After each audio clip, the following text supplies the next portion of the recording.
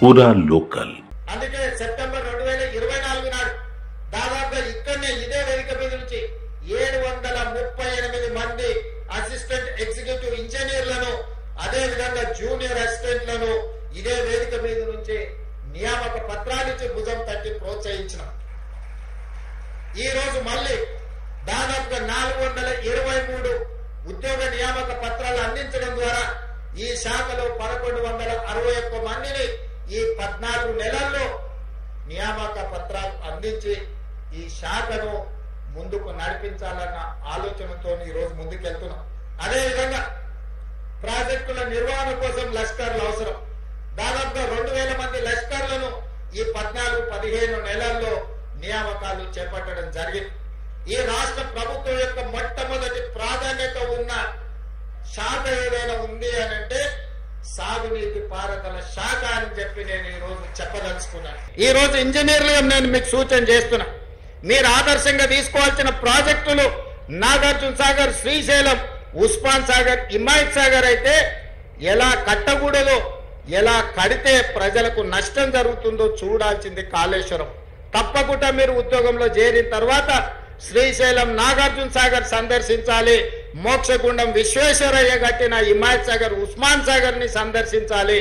అదే విధంగా ఈ రోజు మీరు కాళేశ్వరాన్ని కూడా సందర్శించి ఎందుకు ఇంత లోప భూయిష్టమైన ప్రాజెక్టులు నిర్మాణం జరిగినరు, ఎక్కడైనా చిన్న ఇల్లు పూరు గుడిసె కట్టుకున్నా కూడా పునాది దొవ్వి కనీసం ఆ భూమి ఎట్లుంది, చదును ఉందా, లూజ్ ఉందా, లేకపోతే హార్డ్ రాక్ ఉందా, సాఫ్ట్ రాక్ ఉందా, ఎట్లుందో మనం ఒక అంచనాకు వస్తాం.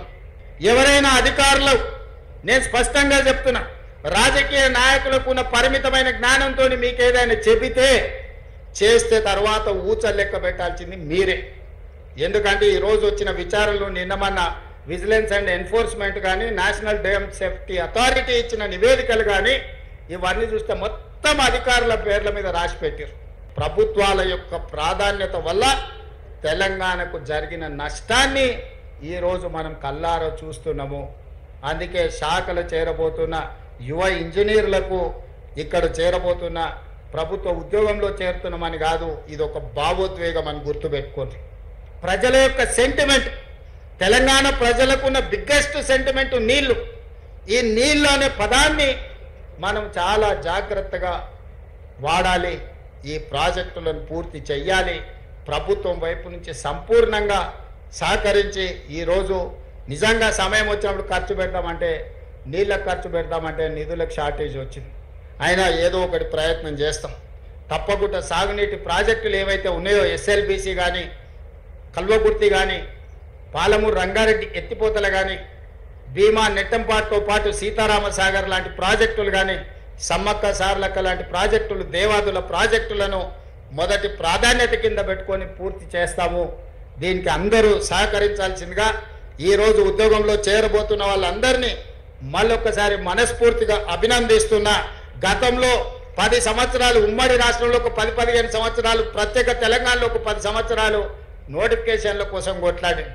కానీ మా ప్రభుత్వం వచ్చినాక నోటిఫికేషన్లు ఇస్తే వద్దని అశోక్ నగర్ చౌరస్తాలలో విద్యార్థులు ధర్నా చేసే కాడికి వచ్చింది.